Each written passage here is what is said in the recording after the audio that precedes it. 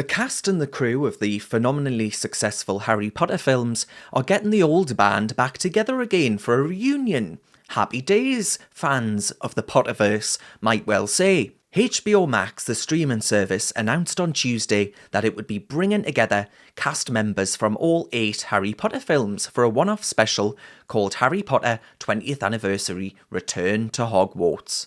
Only there's one notable exception that won't be joining the cast in a return to Hogwarts. One very, very, very obvious omission. The announcement sets out that the likes of Daniel Radcliffe, who played Harry, Emma Watson, Hermione and Rupert Grint would all be together for the first time since the last film was released in 2011, including the director of the film. But that one individual that I mentioned that was missing, can you see where I'm going yet? The creator of it all, the author of the books, she's been put up for trial, folks, reminiscent of the Salem witch trials.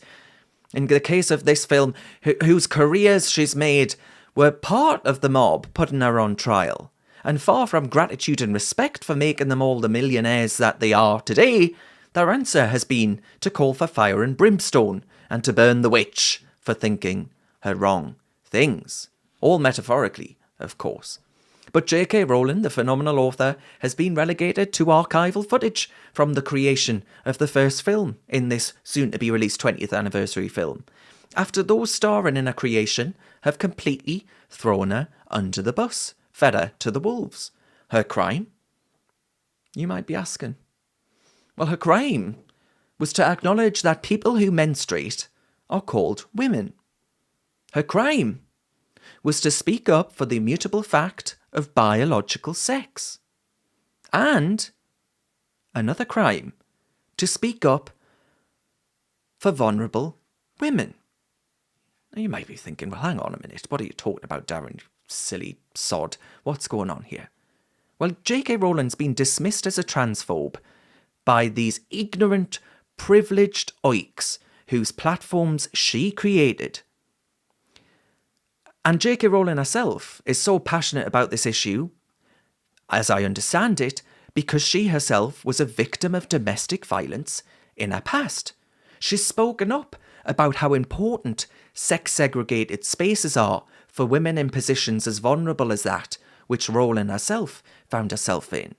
And for this, she's faced death threats online, especially Twitter, cesspit that it is, and the only reason she can continue publishing her books is that she sells them by the truckload. Any publisher who tried to cancel her would, well, they wouldn't be getting their bonus that year, I'll tell you that much.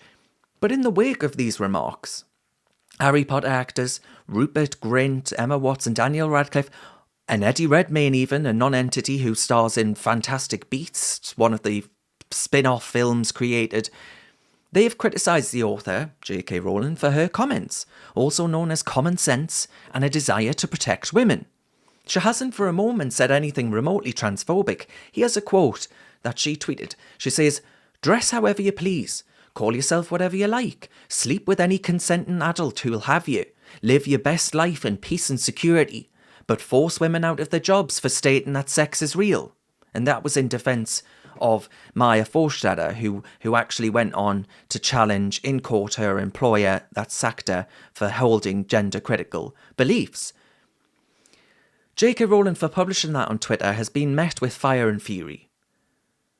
And for that, she's been banished by her own baby, her own creation.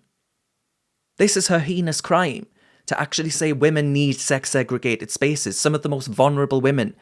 You know, you could talk about prisons, bathrooms, women's refuges, changing rooms. I could go on. But I dare say Miss Rowling won't be as bothered as I am by this. You know, she'll be sat there enjoying her vast fortune, her continued success as an author. She still publishes. I bet she's looking on in bemusement at the petulant prats whose careers she has actually made herself, and laugh at them. I say good for you, J.K. Rowling, for putting your head above the parapet and showing us all how important it is to do so.